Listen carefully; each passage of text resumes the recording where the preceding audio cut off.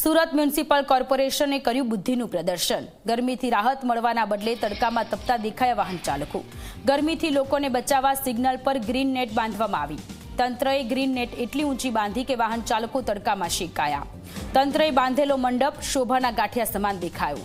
10 થી 15 ફૂટનો મંડપ વધુ ઊંચાઈએ બાંધતા કોઈ રાહત મળી શકતી નથી। લોકો મહાનગરપાલિકાના આયોજન સાથે કામ કરવાની સલાહ આપી રહ્યા છે। તો સુરત મહાનગરપાલિકાની આ કામગીરી કે જે માત્ર ને માત્ર શોભાના ગાંઠિયા સમાન બની રહી છે, જે ગ્રીન નેટ બાંધવામાં આવી છે એ વધારે ઊંચાઈ પર બાંધવામાં આવતા લોકોની પરિસ્થિતિ જેની તેજ રહી છે। તડકામાં ઊભા રહેવા માટે લોકો મજબૂર બન્યા છે। આ તમે જે દ્રશ્ય જોઈ રહ્યા છો આ સુરતના છે। એક્સક્લુઝિવ આ દ્રશ્ય છે કે જ્યાં સુરત મહાનગરપાલિકાએ કામગીરી કરી કે નેટ બાંધી, ગ્રીન નેટ બાંધી કે જેથી 4 રસ્તા પર વાહન ચાલકોને થોડી એવી રાહત મળે।